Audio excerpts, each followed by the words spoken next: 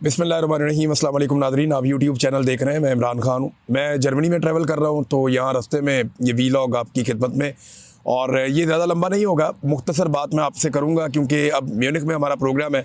मैं उधर जा रहा हूँ। मे बी जब आप ये वीलॉग सुने उस वक्त हमारा प्रोग्राम चल रहा हो या ख़त्म हो रहा हो। और इसके बाद फिर हम जाएँगे डेनमार्क में। डेनमार्क में भी एक प्रोग्राम है ह्यूमन राइट्स के हवाले से। पाकिस्तान के अंदर जो मैंडेट के साथ किया गया, जो ह्यूमन राइट्स की वायलेशन हो रही हैं, जो फ्रीडम ऑफ स्पीच है, हमें सबको अपने अपने तौर पे आवाज़ उठानी है और ज़ोर लगाना चाहिए। मैं अपने हिस्से की ड्यूटी कर रहा हूँ। नाज़रीन, एक तो ये जो पाकिस्तान की अफवाज हमेशा से ये कहती हैं कि हमारा सियासत में कोई किरदार नहीं है। सियासत में इतना घटिया किरदार कभी हमने देखा ही नहीं था फ़ौज का, जो अब हम देख रहे हैं। यानी डिक्टेटर्स के अदवार में भी कुछ थोड़ा बहुत कुछ चीज़ें, कुछ ओले बाकी रह जाते थे, अब तो वो भी नहीं रहे।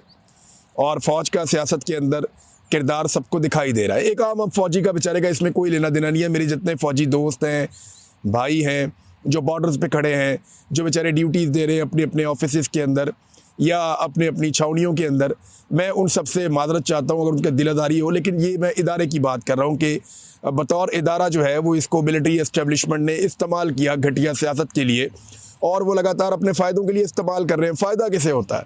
फ़ायदा हो जाता है एक जर्नैल को, फ़ायदा हो जाता है एक ऐसे जर्नैल को जो बुज़दिल है, जो डर जाता है, जो परेशान हो जाता है, वो फ़ायदा उठाता है। कभी मार्शल लॉ लगा देता है, कभी कोई और घटिया हरकत करता है। लेकिन इसका नुकसान किसे होता है? मेरे ख्याल में पाकिस्तान से ज़्यादा नुकसान इसका इदारे को होता है। उस इदारे को जिसको एक प्रोफेशनल इदारा होना चाहिए, उस इदारे को जिसका काम सिर्फ हिफाजत करने का है, और उस इदारे को सियासत जैसी चीज़ के अंदर इन्वॉल्व नहीं होना चाहिए और ऐसी घटिया सियासत कर दी नहीं चाहिए। देखिए, आसिफ मुनीर साहब ने ना एक बहुत बड़ी गलती भी कर दी है। इस बात को हमें अपने दिमाग में रखना पड़ेगा।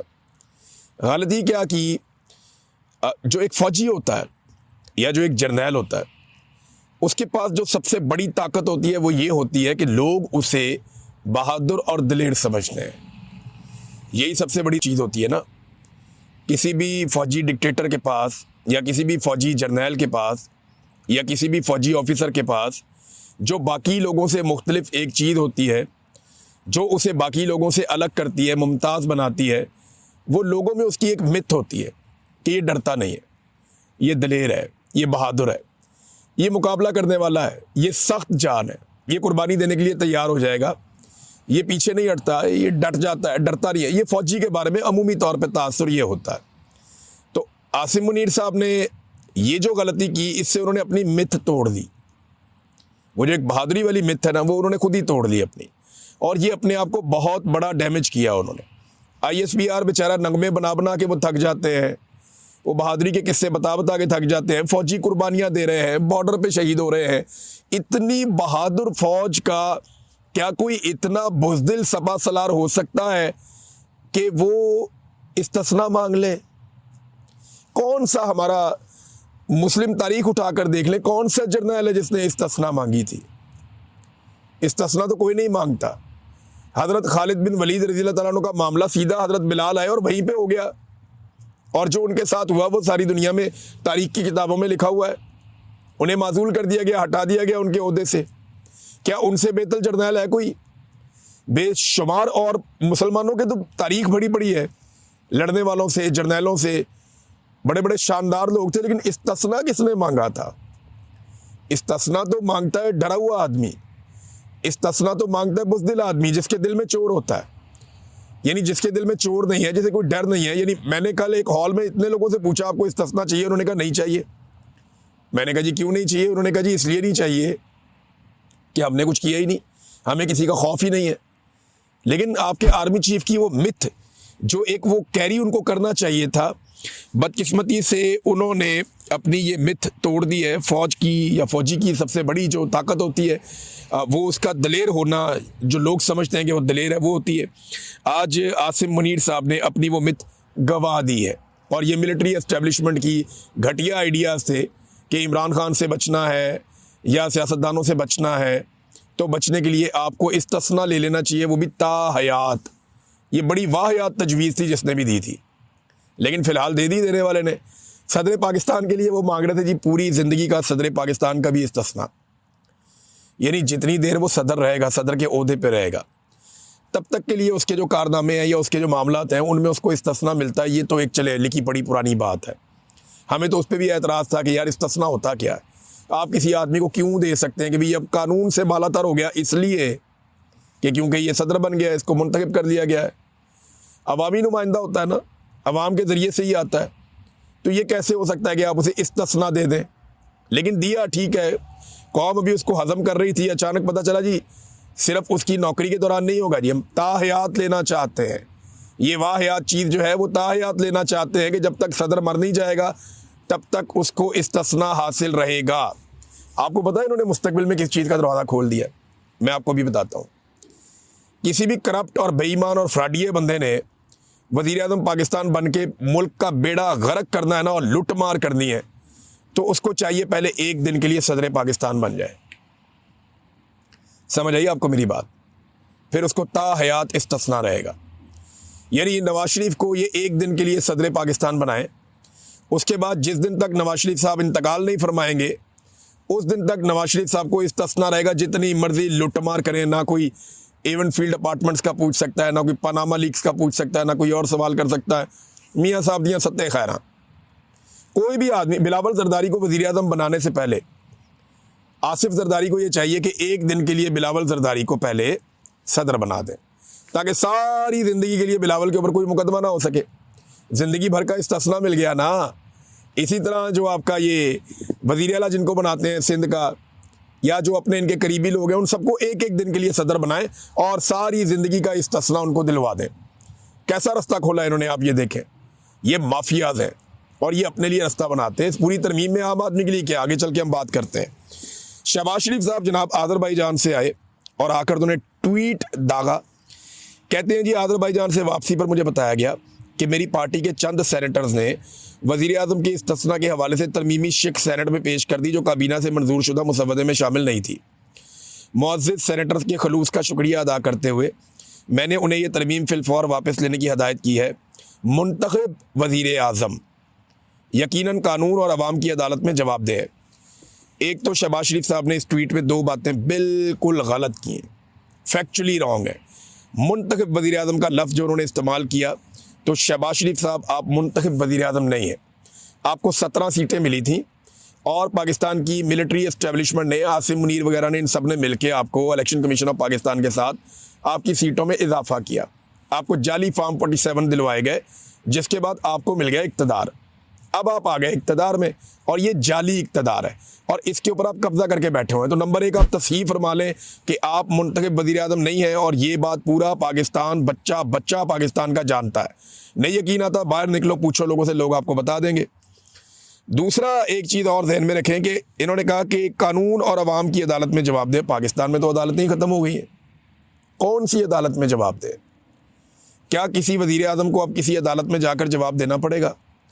इंसानी हकूक़ का मकबरा बना हुआ है सुप्रीम कोर्ट ऑफ पाकिस्तान के बाहर। अमली तौर पे अदालतें ख़त्म हो गई हैं। अब उन जजों पर मुश्तमिल एक आईनी अदालत बनाई जाएगी, जिन जजों को कौन बनाएगा? सियासतदान बनाएंगे। सियासतदानों के चुने हुए पसंदीदा जजेस को इकट्ठा करके एक आईनी अदालत कायम की जाएगी और वो आईनी अदालत ये वज़ीर आज़म को सुनेगी या उसको अकाउंटेबल करेगी। अदालतें तो बिल्कुल गैर मुअस्सिर हो गई हैं। अदालतों की तो अब टके की औकात नहीं रही। नंबर एक, ना तो आप वज़ीर आज़म हैं, ना इस मुल्क में 26वीं 27वीं तरमीम के बाद कोई अदालतें बाकी बची हैं। ये बात तो कर लें अब क्लियर। दूसरा ना, ये शहबाज शरीफ साहब की और इनकी फैमिली की पुरानी वारदात है। ये पहले अपने लोगों के ज़रिए से एक गेम डालते हैं कि यार ये भी कर दो, मैनू भी सारी ज़िंदगी वास्ते फ़ारिग करा दो, यानी मुझे भी पूरी ज़िंदगी के लिए आप इस्तिस्ना ले दें, मेरे लिए आप ये काम कर दें। तो पहले तो खुद ही वारदात डलवाते हैं, लेकिन जब पता चलता है कि ये वारदात उल्टी पड़ने लगी है तो फिर फौरी तौर पे उल्टे पाँव पीछे भाग जाते हैं। हुआ क्या, कहानी सुनिए। हुआ ये कि जब ये लेकर आए ना तजवीज़, तो इसके ऊपर कुछ सेनेटर्स बैठे, उन्होंने कहा जी तुसी अपना जरदारी बचा रहे हो, तो तुसी अपना जरदारी छड़ा रहे हो कि जनाब ता क़यामत या ता हयात जरदारी साहब को कोई ना पूछे और जो बाकी सदूर हैं उनको भी कोई ना पूछे, और गवर्नर्स की भी आप तजवीज़ लेकर आ रहे हैं। तो ये जो हरकतें आप कर रहे हैं, तो हमारा वज़ीर आज़म सोतेला, हमारे वज़ीर आज़म को भी इसी तरह की कोई शिक उनकी भी शामिल करें। तो फ़ारूक एच नाइक ने वहाँ पे बताया, कानूनदाद है, उन्होंने बताया कि जनाब ये तरमीम अगर आप ऐसे करेंगे ना तो इसका फ़ायदा इमरान खान को भी होगा, फिर इमरान खान भी बाहर आ जाएगा। जंग ग्रुप ने इसको शामिल भी किया है। चलें ये कर सकते थे कि तरमीम जनाब आइंदा से होगी, अब के बाद जो वज़ीर आज़म रिटायर होगा या उसका मुद्दत पूरी होगी या वो ओहदे से हटेगा तो उसके बाद वो ताहयात ये वाहयात सहूलत उसको मैसर रहेगी इस्तिस्ना वाली। तो ये ऐसे भी कर सकते थे, लेकिन फ़ारूक एच नाइक ने कहा जी इसका इमरान खान को भी फ़ायदा होगा, ये किस तरफ आप चल पड़े हैं। और अदालतों के अंदर तो दमखम रहा ही नहीं। कौन सी अदालत है इस वक्त, किसकी जुर्रत है जज की कि वो बुला के हुकूमत से कोई बात पूछ ले, लिहाजा वो फिर उन्हें सुकून हो गया। नाज़रीन, एतज़ाज़ अहसन साहब ने इसमें एक स्टेटमेंट दिया, बड़ा इंटरेस्टिंग है। एतज़ाज़ ये इन्होंने वारदात डाली, खुद ही शामिल करवाया और खुद ही निकलवा लिया बाद में, और इसके ऊपर पब्लिक का रद्दमल भी बहुत आना था। वैसे तो पब्लिक का रद्दमल बहुत सारी चीज़ों पे आ रहा है, लेकिन रद्दमल की आजकल परवाह कौन करता है। पहले शामिल करा लो, फिर नोटिस ले लो और फिर हीरो बन जाओ। तो हीरो तो अब ये कभी नहीं बनेंगे, कौम ने इनको ज़ीरो बना दिया है। नाज़रीन, एतज़ाज़ अहसन साहब कह रहे हैं कि फ़ौज बहुत डरी हुई है इमरान खान से कि एक शख्सियत को पूरी ज़िंदगी के लिए पाकिस्तान के कानून से बाला कर दे। अब तो सदर से भी ज़्यादा मजबूत ओहदा बन गया फील्ड मार्शल का, उनके बारे में कह रहे हैं। ये यूँ नहीं होता, जो नए आते हैं वो पिछले को उखाड़ के जाते हैं। इनका हर मंसूबा नाकाम हुआ है। हर वो कानून और तरमीम जो बिना किसी बहस के पास होती है वो कभी देर पा नहीं होती। ये एतज़ाज़ अहसन साहब ने भी कहा। अब नाज़रीन, मेरी ना पाकिस्तान के मौलवियों से एक सवाल है।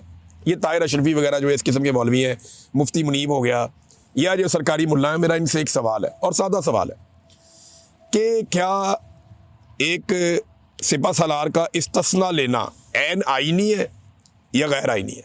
इस सवाल का जवाब देते हैं।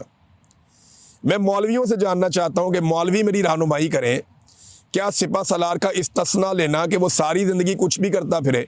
अब सिपा सलार जो है उसने कोई दुकान से टॉफ़ियाँ उठा के तो भागना नहीं है, उसने वही करना है ना, अपने इख्तियारात का गलत इस्तेमाल करना है, सियासत में मुदाखलत करनी है, जबरी गुमशुदगियाँ करनी है, ह्यूमन राइट्स की वायलेशन करनी है, मीडिया को कुचलना है, अदलिया को कुचलना है, एजेंसियों के ज़रिए से घटिया तरीन काम करवाने, यही काम हो जाता है ना।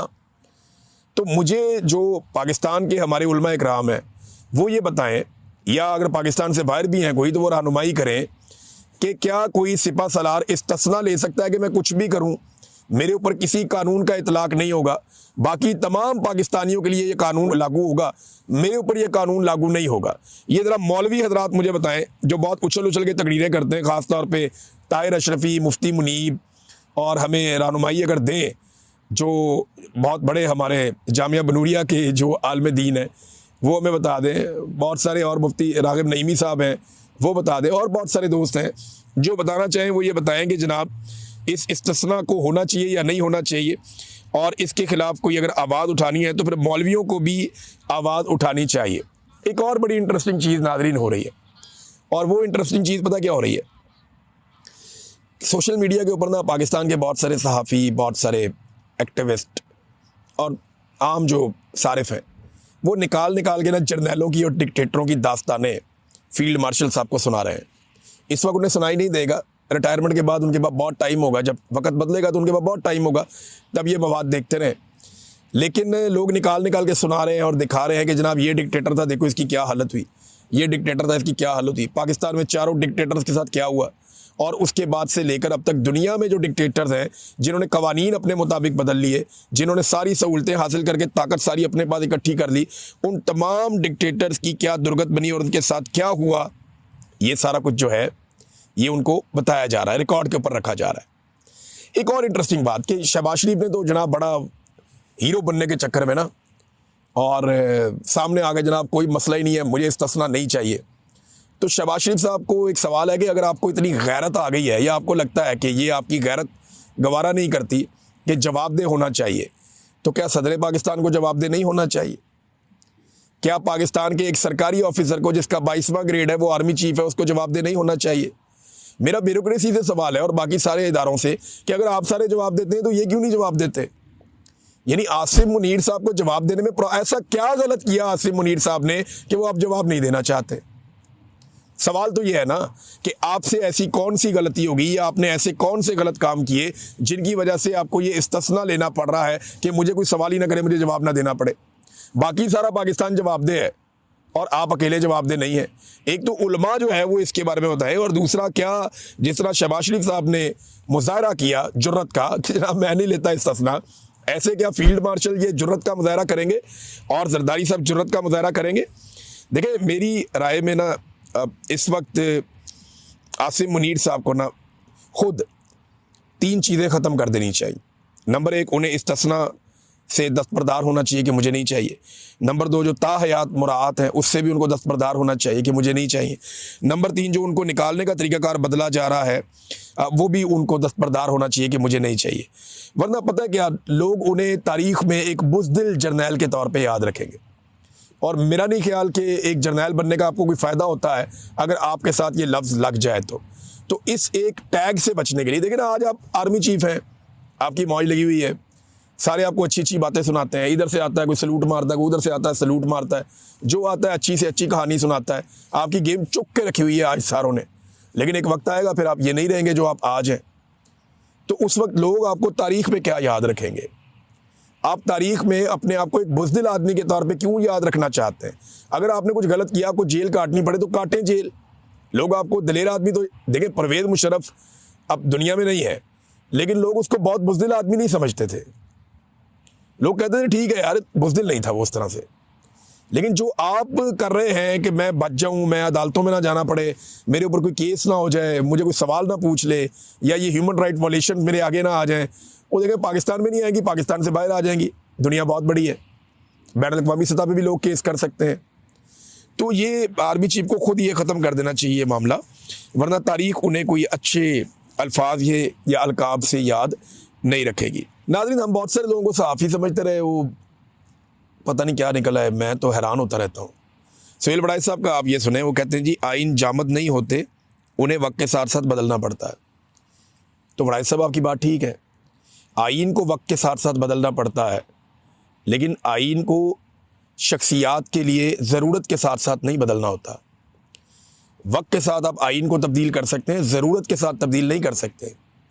आइन कोई कमोडिटी नहीं है, आइन कोई ऐसी चीज़ नहीं है कि फ़र्द वाहिद के लिए इसका कान मरोड़ दिया पकड़ के या इसका बाजू मरोड़ दिया पकड़ के। ये ज़्यादती है, ये गलत बात है। अगर सहाफ़त करनी है तो पूरी बात हमें सबको करनी चाहिए कि जनाब फ़र्द वाहिद के लिए जब आप ये चीज़ें करते हैं तो तारीख़ भी इसको गलत समझती है और इसके असरात भी गलत आते हैं। अवाम को क्या मिला इस आइनी तरमीम में? कभी सोचा आपने? क्या कोई आइनी तरमीम होती है ऐसी जिसमें अवाम को सेहत, उनकी तालीम, बुनियादी ज़रूरियात, जो भी उनके हुकूक़ हैं, जो आइनी हुकूक़ है, जो इंसानी हुकूक़ है, जो इंसाफ की सहूलत है, कोई एक चीज़ अवाम को मिल जाए? कुछ भी नहीं। ना लोगों के लिए इस आइन में रोटी है, ना कपड़ा है, ना मकान है। ना लोगों के लिए इस आइन में इज़्ज़त है, ना इंसाफ है। लोगों के लिए तो इस आइन में कुछ भी नहीं है। और अगर कुछ आइन में लिखा भी है तो उस पर तो कभी अमल दरामद होता ही नहीं है। ये आइन की जो किताब है ना, ये बड़े बड़े लोगों के इक़्तिदार के ऐवानों के रास्ते क्लियर करने के लिए है। ये उन लोगों को सहूलत फ़राहम करने के लिए। इसके अलावा मुझे इस आइन में आम आदमी के लिए कुछ दिखाई नहीं देता, कुछ भी नज़र नहीं आता। ह्यूमन राइट्स वाले चुप हैं, वकला तंजीमें चुप हैं, अभी तक इंसानी हकूक़ वाले इसके ऊपर कोई किसी किस्म की बात नहीं कर रहे। और जो सियासी लोग अपने आप को बड़ा चैम्पियन समझते थे वो सहूलतकार बने हुए हैं। और सबसे ज़्यादा मुझे मज़ा आया ANP की सियासत तबाह होने का, यानी एमल वली खान कैसे उछल उछल के जर्नैलों की ख्वाहिशात पूरी करते हैं। बादशाह खान की सियासत को शायर दस्तूर पे फ़रोख्त कर दिया इस आदमी ने। यानी कितनी बड़ी सियासत थी बादशाह खान की, कितना बड़ा नाम था, लेकिन बादशाह खान की सियासत को कोई तबाह नहीं कर सका, उनके नज़रिए को कोई तोड़ नहीं सका। एमल वली खान ने तबाह कर दी। किस लिए? सिर्फ बलूचिस्तान से सेनेट की एक सीट के लिए ये औकात और ये हालत रह गई। तो बड़े लोग एक्सपोज हुए, और कम से कम इतना बड़ा ओहदा जो मिलिट्री चीफ का ओहदा है वो भी एक्सपोज हो गया कि जनाब उन्हें डर लगता है, उन्हें डर लगता है कि जनाब मेरे साथ कुछ हो ना जाए। इमरान खान साहब का खौफ है, खौफ तो रहेगा। अब तक के लिए इतना ही। अपना ख्याल रखिएगा, अपने चैनल का भी। अल्लाह हाफ़िज़।